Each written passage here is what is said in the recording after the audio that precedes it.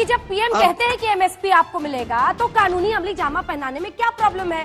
बात तो ये है ना असल।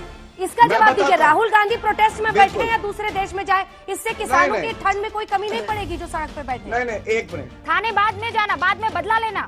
अरे नागिन पार्ट 1, पार्ट 2, पार्ट 3 बनाने की कोशिश कर रहे हैं क्या बदला लेना? अगर बोलने का मौका मिलेगा तो बोलेंगे, वरना आपसे नहीं आप बोलिए। अगर उनकी आवाज को हम कंट्रोल करेंगे तो फिर वही लोग सवाल उठाएंगे कि विपक्ष की आवाज को कंट्रोल किया जाए। देश में रोज किसी न किसी मुद्दे पर मीडिया में डिबेट तो होती है, पर अगर इन डिबेट में सवाल सत्ता में बैठे पार्टी से हो तो आज हम आपको हाल ही की डिबेट्स का जिक्र करेंगे जिनमें सवाल बीजेपी के नेताओं से हो रहे हों और सवाल भी गोदी मीडिया के पत्रकार कर रहे हों, जो कि अक्सर होता नहीं दिखाई देता। आज तक पर किसानों की मीटिंग के बाद डिबेट हुई। इस डिबेट में अंजना ओम कश्यप ने किसानों की समस्या का समाधान न होने को लेकर बढ़ती ठंड को देखते हुए बीजेपी नेता से इस मुद्दे पर सवाल किए, जिस पर वह गोलमोल जवाब देते नजर आए। सोनिया गांधी तो जब चर्चा चल रही थी तब पार्लियामेंट में नहीं थी, राहुल गांधी पार्लियामेंट में नहीं थे। उद्योगपति की बात करती है सोनिया गांधी। कैप्टन अमरिंदर सिंह का ट्वीट है मेरे पास, मैं दिखा दूंगा। उन्होंने स्वागत किया राहुल गांधी के प्रोटेस्ट में बैठने से हल थोड़ी निकलेगा सर। बातें तो आप लोग बहुत बर्बाद करते हैं। मेरे सवाल का जवाब दीजिए। नहीं गौरव जी, आपने कहा हल हम बातचीत से निकाल लेंगे। मुझे ये बताइए, असली हल तो तब होगा ना जब एमएसपी किसान को मिलेगा, और उसके लिए आपको ये बाध्यता प्राइवेट कंपनियों पर भी करनी होगी। बात बड़ी सिंपल है। वही बात है जो सड़क पर हर आदमी पूछ रहा है कि जब पीएम कहते हैं कि एमएसपी आपको मिलेगा तो कानूनी अमली जामा पहनाने में क्या प्रॉब्लम है? बात तो ये है ना असल। इसका जवाब दीजिए। राहुल गांधी प्रोटेस्ट में बैठे या दूसरे देश में जाए, इससे किसानों की ठंड में कोई कमी नहीं पड़ेगी जो सड़क पे बैठे। नहीं, एक मिनट।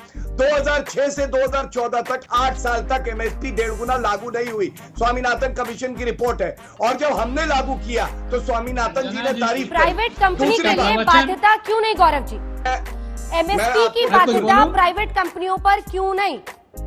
एबीपी न्यूज पर बंगाल में हो रही राजनीति को लेकर डिबेट हुई। इस डिबेट में एंकर रूबिका ने बंगाल में बीजेपी नेता के भड़कीले बयान को लेकर डिबेट में मौजूद बीजेपी नेता से सवाल किए, जिस पर वह विपक्ष पर दोष लगाते नजर आए, जिस पर एंकर ने उन्हें दोबारा से टोक दिया। प्रेम शुक्ला जी, मुझे ये बताइए, ये लोकतंत्र है कि ठोकतंत्र है? दिलीप घोष क्या समझते हैं अपने आप को जब इस तरीके की बातें वो करते हैं?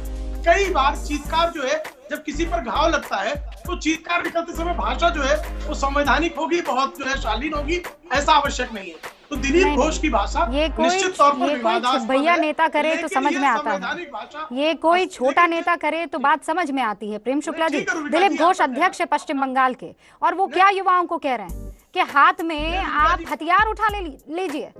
सारे हिंदुओं को हथियार उठाने की बात कर रहे हैं वो।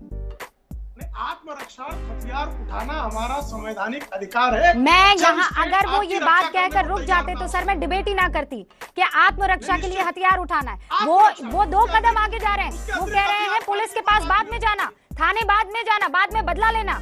अरे नागिन पार्ट 1, पार्ट 2, पार्ट 3 बनाने की कोशिश कर रहे हैं क्या बदला लेना? किस बात का बदला लेना? आज तक पर कोरोना वैक्सीन आने पर विपक्ष के बयानों को लेकर डिबेट हुई। इस डिबेट में जब विपक्ष अपना जवाब दे रहे थे तभी संबित पात्रा बीच में बोलने लगे और एंकर को भी टोकने लगे, पर एंकर ने संबित पात्रा को करारा जवाब दिया। चित्रा जी, ऐसे आप इन लोगों के साथ डिबेट में मत बुलाया करिए। चित्रा जी, कहाँ से 3rd ग्रेड लोगों को ढूंढ के आप लाते हैं, इनके साथ डिबेट करना पड़ता है? बताइए, इनको अपने आवाज कम करिए। एक बार बोलने बिल्कुल ऐसा करेंगे, छोड़ दीजिए। बीजेपी को बुलाना बंद कर दीजिए। अगर बीजेपी बोल नहीं सकती है तो आप बीजेपी को बुलाइए मत। फिर चित्रा जी, कैसे डिबेट हो रही है? चित्रा जी, क्या हो रहा है? कोई बात नहीं चित्रा जी, मुझे लगता है बीजेपी की आवश्यकता नहीं है। Thank you so much. एक सेकंड रुकिए। नहीं चित्रा जी, कोई नहीं चित्रा जी, ये जो लड़ाइयाँ आप लोग करवाते हैं ना, आप लोग, मैं तो शांति से इनको सुनता हूँ। आप लोग जानबूझ के आवाज इनकी कंट्रोल करते नहीं है। लोग सुन नहीं पाते, समझ नहीं पाते। ये लड़ाइयाँ पसंद नहीं है। अगर बोलने का मौका मिलेगा तो बोलेंगे, वरना आपसे नहीं आप बोलिए। अगर उनकी आवाज को हम कंट्रोल करेंगे तो फिर वही लोग सवाल उठाएंगे कि विपक्ष की आवाज को कंट्रोल किया जाता है। 1 सेकंड, 2-3 बातें मुझे लगता है जिसका स्पष्टीकरण संबित, 1 सेकंड संबित पात्रा, आपसे भी गुजारिश है, और बाकी दोनों जो विपक्ष के, प्लीज आप तमाम लोगों से, सभी लोगों की आवाज डाउन कीजिए, सभी लोगों की आवाज डाउन कीजिए। खैर, गोदी मीडिया ने सरकार से तीखे सवाल करना शुरू तो किया, नहीं तो गोदी मीडिया के तीखे सवाल के निशाने पर ज्यादातर विपक्ष ही नजर आता था।